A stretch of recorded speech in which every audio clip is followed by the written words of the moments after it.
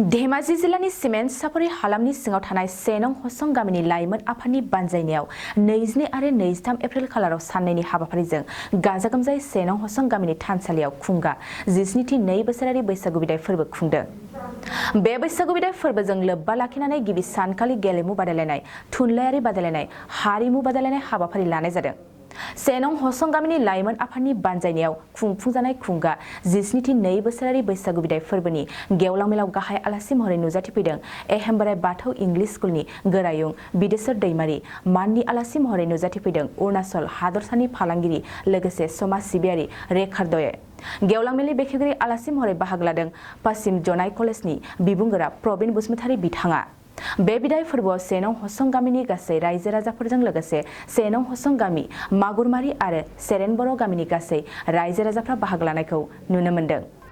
मोर नाम श्री रेखार्डय, मैं परमार गालो वेलफेयर सोसाइटीर डिस्ट्रिक्ट लोअर सियांग डिस्ट्रिक्टर मैं प्रेसिडेंट आसिलो और एतिया सेरेनत मैं एने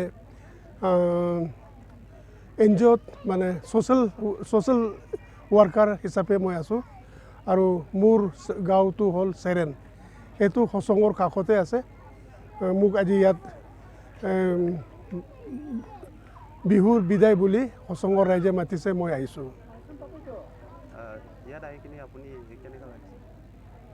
ইয়াত আহি বহুত ভাল লাগিছে।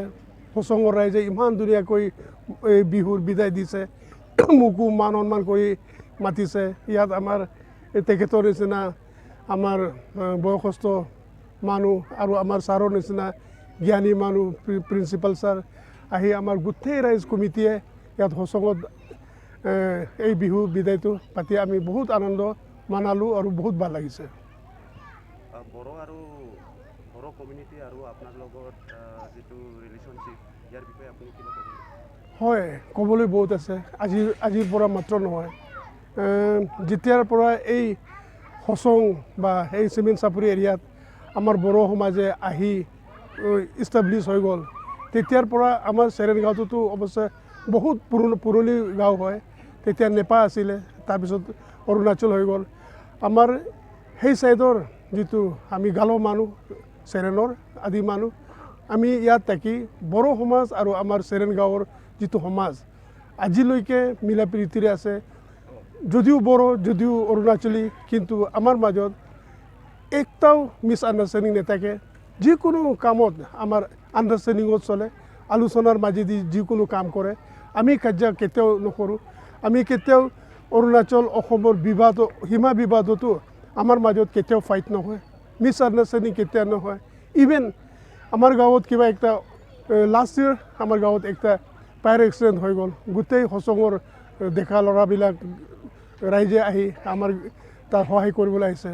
গতিকে ইয়াতো কিবা একটা অসুবিধা হ'লে আমাক মাতিলে বা ইয়াৰ মানুহ হসংৰ মানুহ ক'ৰবাত অৰুণাচলত কিবা একটা অসুবিধা হ'লে আমাৰ গাঁৱৰ যোগেদি কিবা একটা সহায় কৰিবলগীয়া থাকিলে আমি কৰে। বহুত জায়গাত আসাম আৰু অৰুণাচলৰ যেটো সীমাক লৈ ক্ৰাইচিছ চলি আছে বৰ্তমান, ইয়াৰ বিষয়ে আপুনি কিবা ক'ব নেকি? হয়, আমাৰ যেটো বেলেগ ডিষ্ট্ৰিক্টত বেলেগ জেগাত কি হৈছে আমি নাজানো, কিন্তু আমাৰ এইটো যেটো লোৱাৰ চিয়াং, আমাৰ চেৰেন, হসং, দলংগুৰি, চিমেণ্ট চাপৰি এইটো বড়ো ডমিনেটেড এৰিয়া হয়। মই চেৰেন গাঁৱৰ হৈ সীমা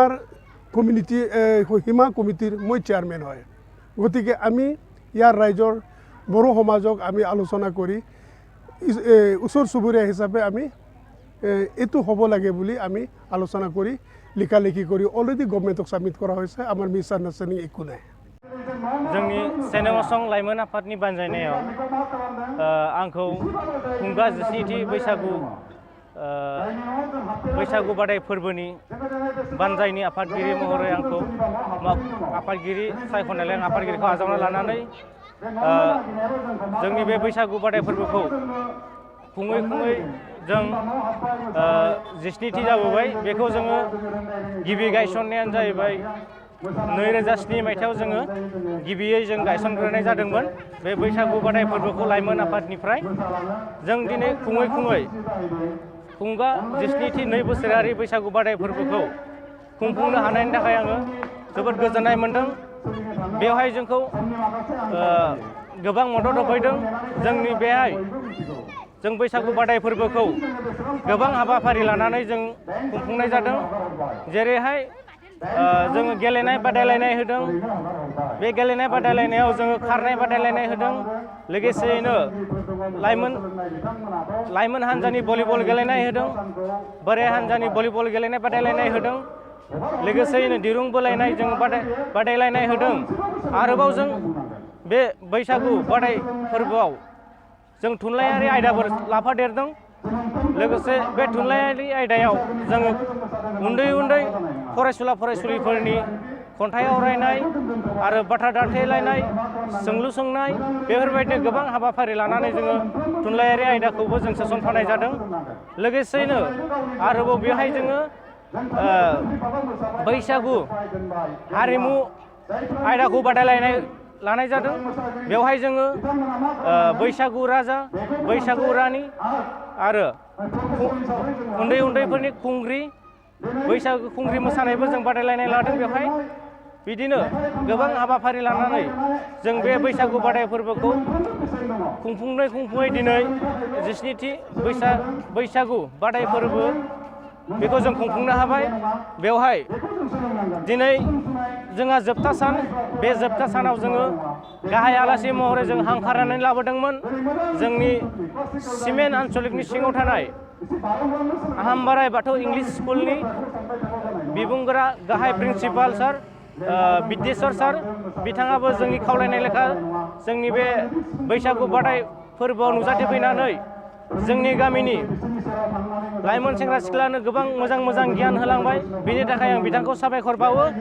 आरो लोगोसेयैनो जोंनि नुसुंसे हादरनि आरोबाव लेंहरजानाय आलासि बिथां रेकार्ड'याबो गावनि बेसेन गोसा समखौ एंगारनानैब्लाबो जोंनि बे बैसागु बादाय फोरबो बानजाय आफादनि खावलायनाय लेखा गावनि बेसेन गोसा समखौ एंगारनानै जोंनि बे बादाय फोरबोआव नुजाथिफैनायनि थाखाय आं बिथां रेकार्ड'य सारखौबो धन्यबाद ज्ञापन करिछु। लोगोसेयैनो जोंनि बे नुसुंसे गामिनि गासैबो रायजो राजाफ्रा जोंखौ बे गेवलां मेलनि समाव नुजाथिफैनानै मेहेरगोनां खालामफैनायनि थाखाय आं बिथां गामि दरब्रैखौबो आङो साबायखर बावो। लोगोसेयैनो रादाब बुथुमगिरि बिथां जोंनि गेजेराव नुजाथिफैनानै जोंखौ खौरां लाफैनायनि थाखाय आं बिथांखौबो साबायखर बावो। केमिस्ट्रि आयदानि थाखाय सा 7 फोरोंगिरिफोरनि गोनांथि जादों। बेफोर आयदानि थाखाय बिजाथिफोरा MA, MSc, BEd आरो DLED थानाय जानांगोन।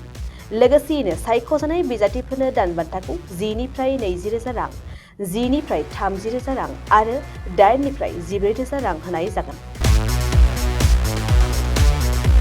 गोसोगोनां बिजाथिफोरा गुड शेफार्ड नेशनेल स्कुलनि नैबे मबाइल नम्बर 6000438282 आव WhatsAppनि गेजेरजों फोरमान बिलाइखौ दैथायहरनो हागोन।